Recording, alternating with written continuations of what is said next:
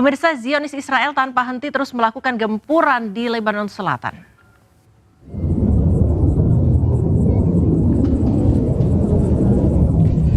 Pesawat jet tempur Israel terus melakukan serangan di permukiman warga di Lebanon Selatan. Pada serangan ini, pesawat tempur Israel melontarkan senjata modern jenis baru yaitu thermal. Bom thermal merupakan jenis senjata modern yang digunakan dalam bidang militer untuk menciptakan kebakaran dan kerusakan yang cukup hebat.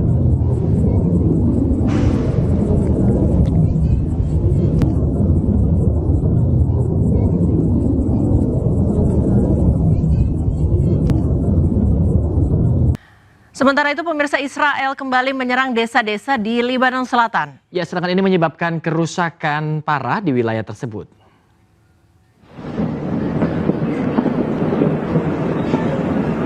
Serangan teroris Israel meluluhlantakkan desa-desa di Lebanon Selatan. Salah satunya desa Mashdal Down.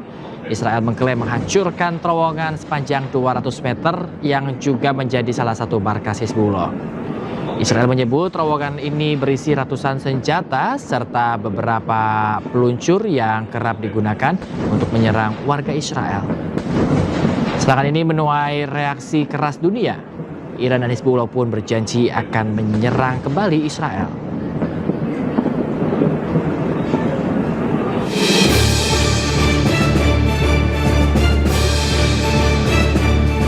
Sementara itu, Zionis Israel merilis video serangan besar di Lebanon Selatan. Pasca kesepakatan damai, Israel menghiraukan gencatan senjata yang sudah disepakati di Amerika Serikat. Akibat serangan udara Zionis Israel tersebut, terowongan bawah tanah yang diduga milik Hizbullah dihancurkan.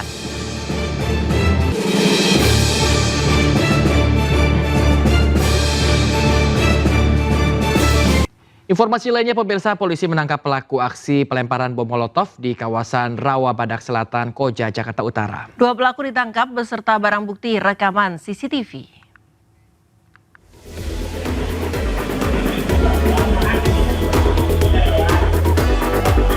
Inilah detik-detik 2 orang pelaku pelemparan bom Molotov di kawasan Rawa Badak, Koja, Jakarta Utara terekam CCTV saat akan beraksi. 2 orang pelaku terlihat menunggu korban yang hendak lewat sambil membawa bom Molotov. Saat korban lewat, pelaku pun melemparkan bom Molotov hingga korban mengalami luka bakar di kaki.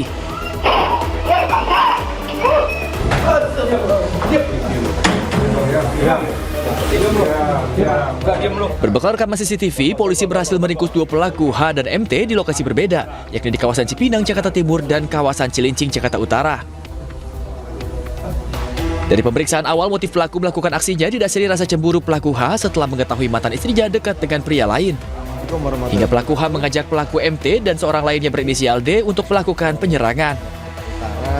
3 orang sebagai tersangka dan juga 2 orang di sini, 2 dari 3 tersangka tersebut sudah berhasil kami amankan, yaitu tersangka berinisial H dan MT, yang dimana peranannya tersangka berinisial H ini yang bersangkutan membuat dan juga melemparkan bom Molotov tadi ke arah korban dan juga melakukan penganiayaan ke korban lainnya.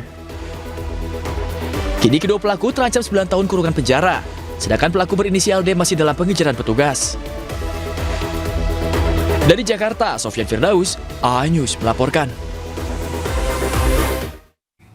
Ke informasi lain, pemirsa, Bupati Kuantan Singingi Suhardiman Ambi dan Sekretaris Daerah Kuansing Zulkarnain menyerahkan diri kepada Komisi Pemberantasan Korupsi.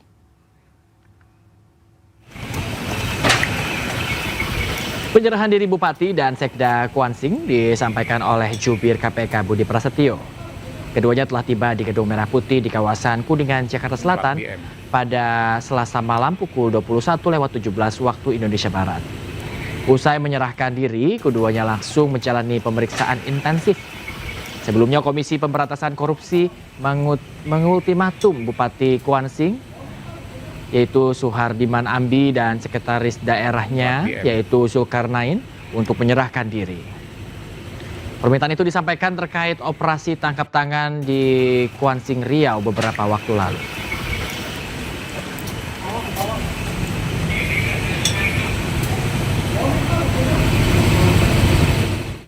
Mantan Menteri Pemuda dan Olahraga Dito Aryo Tejo kembali diperiksa KPK. Dito diperiksa sebagai saksi terkait kasus dugaan korupsi kuota haji di Kementerian Agama.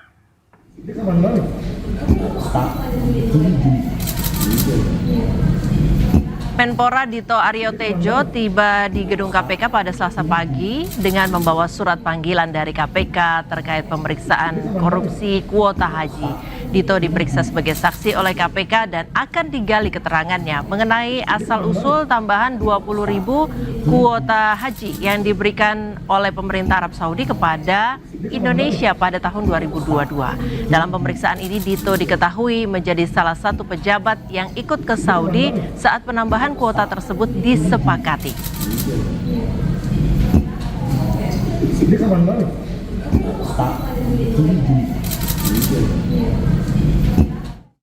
Pemirsa, Ketua Umum Pemuda Pancasila Yapto Suryo Sumarno kembali menjalani pemeriksaan di Komisi Pemberantasan Korupsi.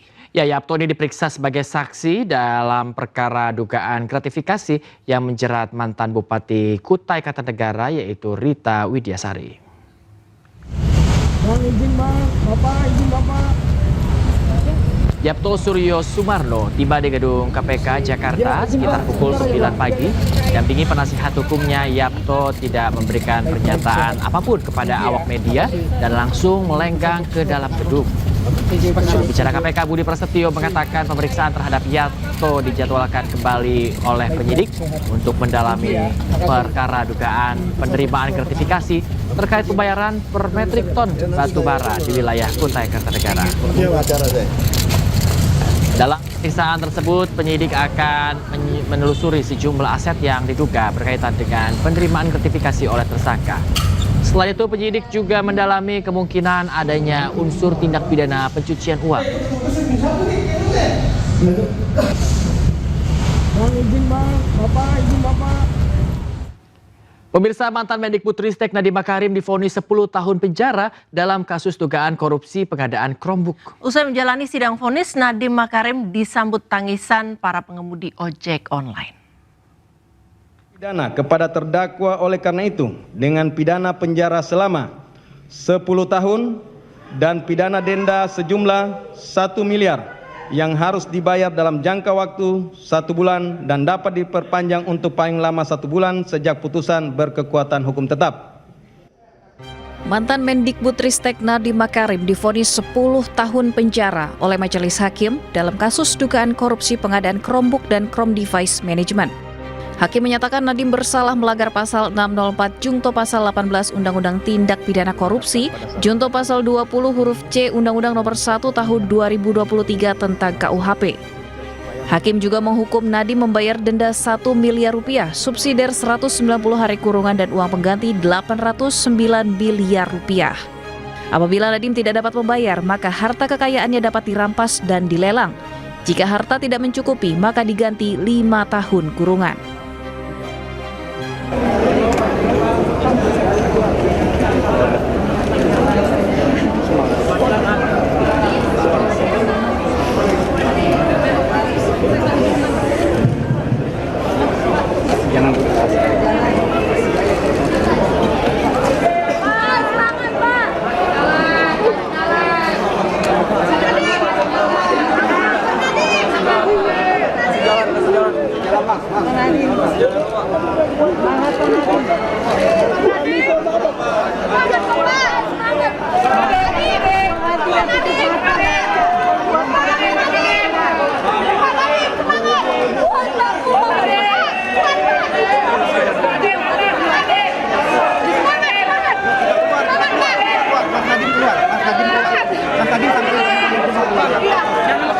Usai jalani sidang vonis, Nadiem Makarim disambut sejumlah pengemudi ojek online.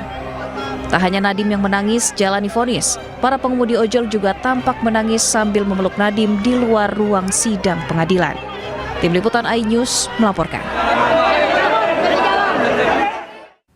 Pemirsa, Polda Metro Jaya menegaskan sudah mengantongi surat tugas dan surat izin penggeledahan. Kuasa hukum Polda Metro Jaya meminta hakim menolak seluruh permohonan Roy Suryo.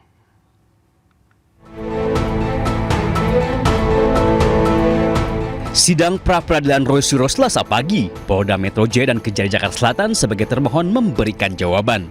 Tim bidang hukum Polda Metro Jaya menyatakan penyidik telah menjalankan seluruh proses sesuai Kitab Undang-Undang Hukum Acara Pidana atau KUHAP terhadap penindakan kepada Roy Suryo.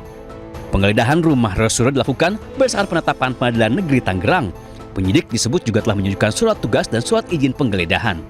Atas dasar tersebut, kuasa hukum Polda Metro Jaya meminta hakim menolak seluruh permohonan pra-peradilan yang diajukan Roy Suryo.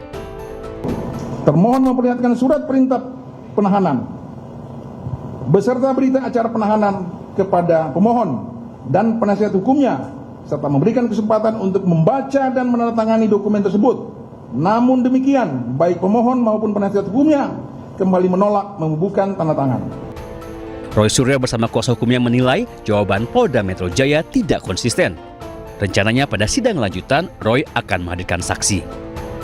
Saya pun juga kaget ketika mendengar, loh, kok balik lagi ke KUHAP yang lama, padahal itu jelas-jelas ya. Detail secara hukumnya tadi sudah jelas. Dan besok pagi ya itu memang akan ada saksi yang juga kami hadirkan, dan itu akan jelas akan membantah apa-apa yang tadi telah disampaikan. Termasuk mereka menghindar dari satu syarat yang sangat penting. Bukan hanya satpam. Yang paling penting itu adalah ada perwakilan dari penduduk setempat. Sidang pra-peradilan diajukan Roy Suryo untuk menguji sah atau tidaknya tindakan penyidik Polda Metro Jaya. Di Jakarta, Tim Liputan iNews melaporkan.